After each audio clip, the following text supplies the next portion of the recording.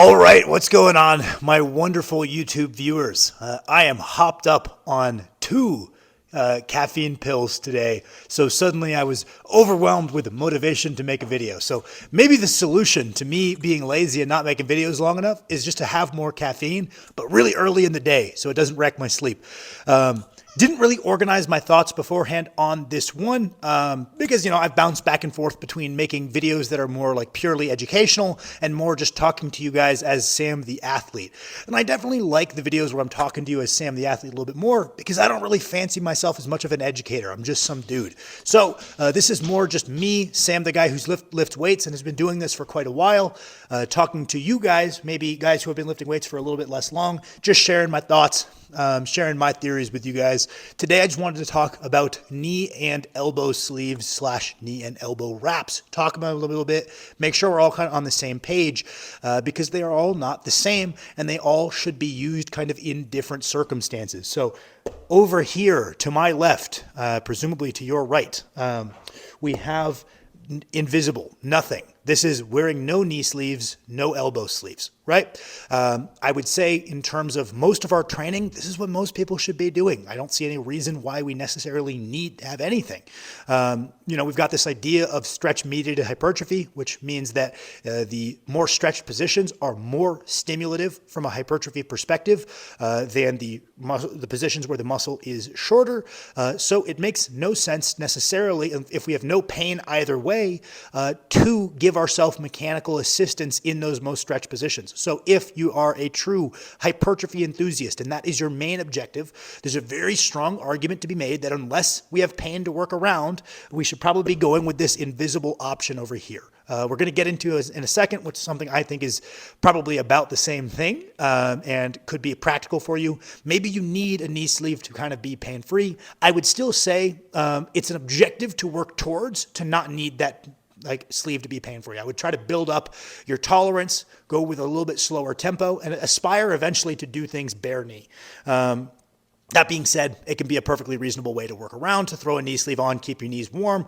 Cool, we're on the same page. Now, on the strength athlete side of things, I do like to spend portions of the year where there's nothing on my knees, there's nothing on my elbows. Same thing. I've got a theory that it's good to use technique that you can duplicate with no equipment. There's no evidence to back this, okay? I understand that this is just my anecdotal experience, but if I put my body into positions that I need supportive equipment to maintain and they're not viable with no equipment at all, whether that be a position I need a belt to support my back for it to feel safe, whether hypothetically if I'd ever worn a squat suit, it was a position that I didn't feel comfortable squatting without the suit on, if it's a position I put my body in knee wraps that I would feel pretty janky doing raw.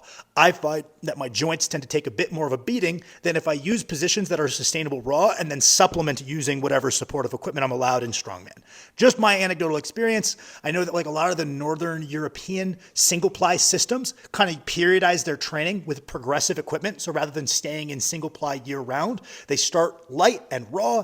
And then as the weight comes up, they introduce more and more equipment, which would naturally kind of cater their form towards a technique that they could also do raw. And if you look at a lot of the best IPF single ply lifters, they're using techniques that look relatively akin to their raw counterparts. Whereas, you go multiply, it looks a little bit further away. Now, I'm not one to speculate what works well for multiply because I've never done it.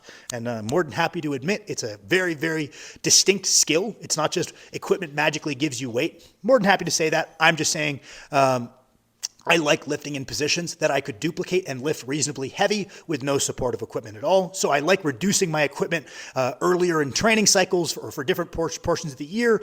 Nothing's on the elbows, nothing's on the knees. Building up that base level of strength gives me a mastery. I find that sometimes, especially just in knee sleeves, especially in knee wraps, not that I've trained in that much, people will kind of develop a habitual lack of control in the bottom range of motion that they wouldn't feel comfortable doing without their sleeves or their wraps. And by taking those off, it kind of fills in like a gap in the development, so to speak. Now, the second thing we have are these very thin, I don't know if you can see how thin they are. They're like a thick pair of socks, right?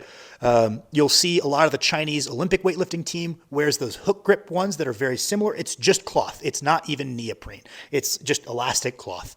About as thick as a sock. You're not going to get any weight out of these. These do what people claim their sleeves do, which is genuinely just warmth. If you got weight out of these, I'm very impressed, right? In which case I would say, okay, you know what, especially if you lift out in a garage that gets down to negative 40 Fahrenheit, which is around negative 40 Celsius for all of my international viewers, I do want to keep my joints warm. So there's an argument to be made, hey, if I would be doing no equipment at all on my knees, if it's cold, if you live in somewhere that gets cold for part of the year, and we just want to keep that additional little bit of pressure around the joint, which feels nice, and more importantly, that warmth around the joint. I know a lot of guys will put a warming balm under one of these just to keep their joints warm while lifting in the winter. I do the same sometimes because it gets quite cold out there. This is a really good option. This is actually not a knee sleeve. This is an elbow sleeve of the same variety because like we're talking about, most of these concepts can be applied. If we're doing that reduced equipment phase and it's cold, this could be in place of your no equipment work. You're not going to get the credit for it on Instagram. People are going to say, oh, you're still wearing sleeves. Yeah, maybe you take these off for your top set if you want to talk about them being sleeveless. But functionally, about the same. Big fan of these. I will use them a lot of the year for my elbows, for my knees, just from a warmth perspective because I live in a relatively cold state for a lot of the year. They got the hook grip ones, and then there's also these Nordic lifting ones, which, by the way, Nordic Lifting Co. You guys messaged me on Instagram saying you're going to send me a pair of these knee sleeves for me to review. I still want those. You never got around to sending them, but the offer stands. I would like a pair still. So just putting that out there. If you guys see this video as well, send me those.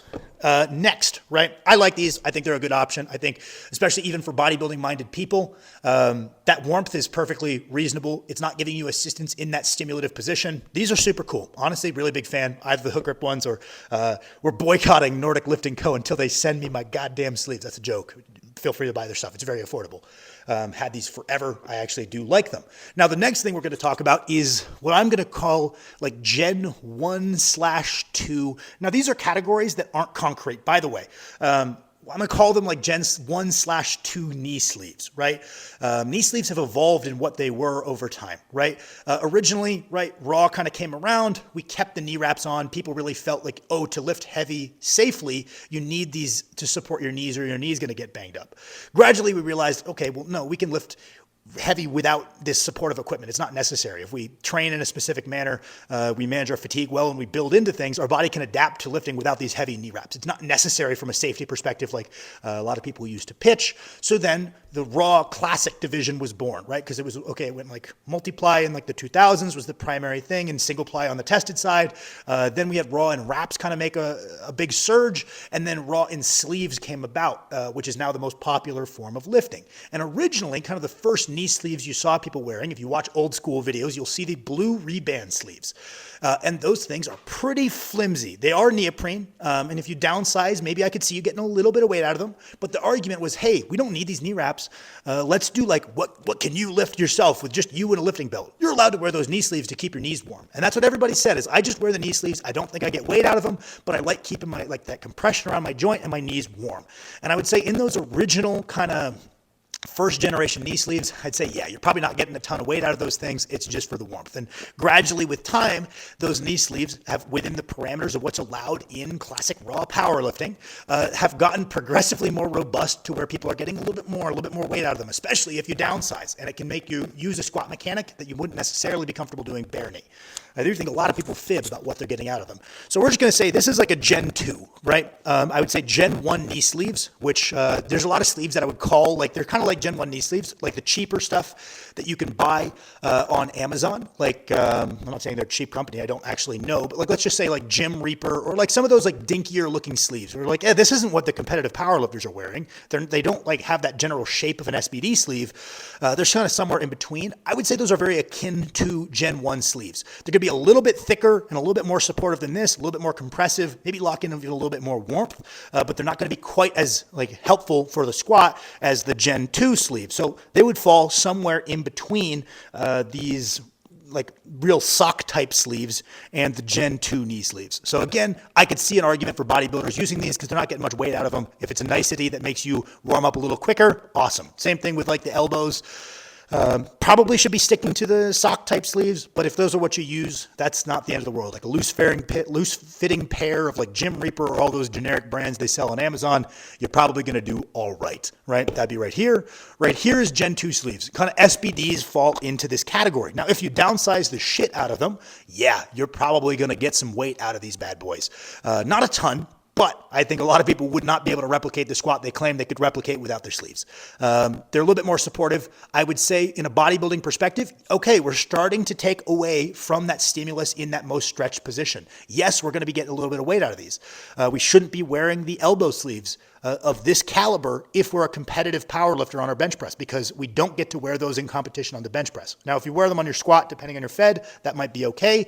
But this might be a temporary workaround for a bodybuilder, and we aspire to get to these less supportive equipment to get a little bit more stimulus. Maybe you're an older lifter and you just know, hey, I might never make it to be able to do bare knee, but I like just being able to maintain lifting pretty darn heavy with these Gen 2 sleeves. That's fine. I really don't mind. I don't think it ruins the exercise. I'm just talking largely in like best case scenarios. These are pretty good. I think most athletes, they're not using these as a wild crutch. They're not changing your motor patterns a ton, but I would say even if you lift in these Gen 2 like SBD, these Stoics are actually more of a Gen 2 sleeve.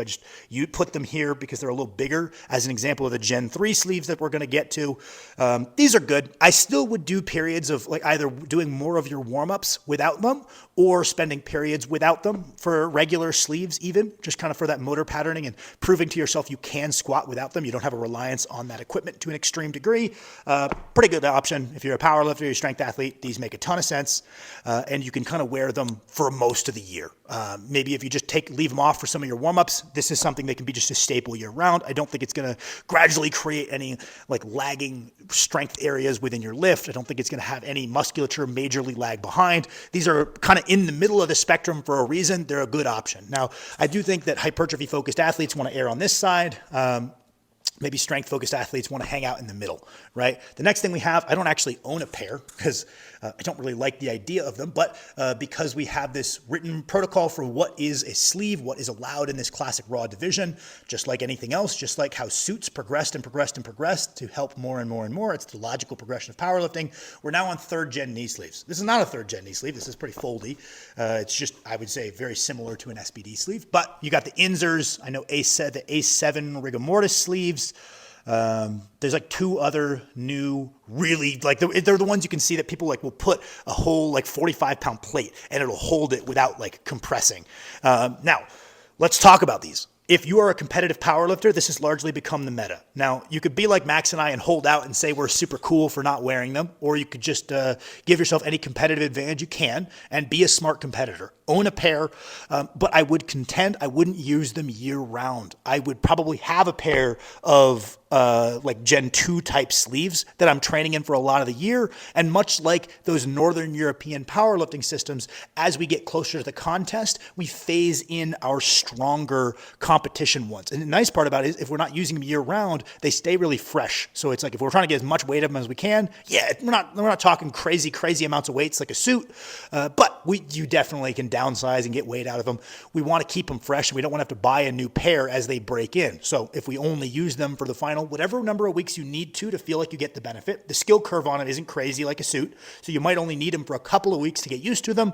We head out there and we compete. I would contend that you should definitely have a Gen 2 pair of sleeves that you're training in a lot of the year. That's what I have my athletes do. And I would even contend that we should warm up bare knee or have a pair of these like really flimsy sock sleeves, something like that, where we're using them either parts of the year or at least in our warm-ups. But these are definitely a tool that if we're a competitive powerlifter or we're just trying to gym lift a bunch of weight, we just want to say, I hit depth with a bunch of weight and I stood up. Yeah, I had some stuff on my knees, and that's your only goal, and you want to brag to the boys at the gym, get you some Gen 3 knee sleeves. I don't necessarily like that it kind of obscures comparison between guys nowadays and guys in earlier classic raw. I think that's something weightlifting has done better than powerlifting, is kind of keeping comparisons a little bit more one-to-one. We're lifting on the same equipment. And so it's like, yes, there's been changes in drug testing status. There was a period where guys were barely having to pass tests at all, and we're just like competing while pissing hot. And so it's like, okay, yeah, our top athletes clean nowadays? Probably not, but usually they'd have to be off for the day of the competition. So the preparation preparation was done enhanced a lot of the time. So, okay, yeah, our comparison isn't apples to apples, but the feat of strength itself is very akin. Whereas if we look across the history of powerlifting, it was raw, and then it was some dinky ace bandages and a kind of shoddy suit, and then bench shirts, and then the suits got more robust, and the knee sleeves got more robust, and then we went multiply on the untested side, we went single ply on the tested side, and then raw came around, raw with wraps came around, and we established what international standards were for that, but then we all went to sleeves for the most part, and then those sleeves got thicker and thicker and thicker, and then we went from a stiff bar to a Texas deadlift bar, and then now there's feds using a kabuki bar. So making apples to apples comparisons in feats of strength is very difficult, and people kind of don't necessarily identify how hard it is to compare. That's why like the debate goes on, is like, was Ed Cohn significantly stronger than John Hack? Because everybody says, oh, it's just ace bandages and a shitty suit. He's not getting that much out of them. And people say, oh, but he's got a squat suit on. It makes comparison very difficult, right? So that's something that frustrates me. But that being said, my speculation zoomed out looking at the sport doesn't change the fact that you as an athlete are trying to put up the best total within the rules that you're provided. Go get you some Gen 3 knee sleeves if you're trying to put up the best total, the best dots, the best Wilks, the best placing at nationals you can. Absolutely. Don't hamper yourself. No judgment here. I more just don't like it from a zoomed out perspective. The individual lifter, we lift to the standards provided. And then the last thing we're going to talk about, kind of following this continuum, same idea. You can get some pretty hefty elbow sleeves. Same idea. I wouldn't lift in them year round. Now, on the very extreme, we have the knee wraps and we have the elbow wraps. The elbow wraps, I don't like those. I think they're a bit of a gimmick. You don't get them in powerlifting competition. It's literally kind of shamelessly for gym lifting as much weight as you can. If we're allowed to wrap the living shit out of our elbows really tight, why don't we just go get a slingshot? Why don't we get a bench shirt if we're just like allowing a bunch of supportive equipment on the bench press? If you want to keep your elbows warm and get a little bit of weight out of some Gen 2 sleeves, maybe even some thick sleeve that you use for your heavy competition strongman stuff, that's fine. I don't know. Maybe I'm just being a little bit of an old school purist because they weren't around when I was coming up. I don't really like the elbow wraps. I do think that also a lot of guys will do too much of their lifting in them, and they should be spending a lot of their time with nothing on their elbows. Same thing. If you compete in wraps, you're going to use wraps. If your goal is to gym lift a bunch of weight, you can use wraps as long as we're spending a lot of time with reduced amounts of equipment. You'll see a lot of strongmen will put wraps over knee sleeves. That actually isn't really helping any more than just straight knee wraps. It's just you're not having to deal with the discomfort as much. That's all it is. It's allowed to kind of do that double wrap. People, oh my God, he's getting so much out of that. It's like, no, it's just to deal with the lack of pain of it biting into your skin because we're allowed to. It's a lot of people would contend probably you get a little bit less out of them that way. If that was allowed in powerlifting, I think the best wrap guys would still just wrap their knee regular. But it's allowed within strongman, so I own a pair. I haven't really used them much, but if your goal is to gym lift a bunch of weight by whatever means necessary, these could be an option for you. If you're working around some knee discomfort, you can do a moderate tightness wrap. These could be an option for you. If you're strongman, you should probably have a pair. They're going to be allowed in anytime you squat in an event, and they're also good for like a bunch of other stuff. They're like a weirdly useful gym item in terms of doing some stuff. But other than that, if you are a sleeved power lifter, there's no use for these. I wouldn't even own a pair. I don't think they're good for overload. I think they change the squat. The amount of work you have to do to get skillful enough to get a good amount of weight out of these just isn't worth it. It doesn't make sense. So that would be kind of my thoughts there. Elbow wraps, not a fan. That's kind of the gradation, how I view it. I don't really have any recommendations. I just kind of want to make sure we're all on the same page when we're talking about things. Because, that guy wore elbow sleeves.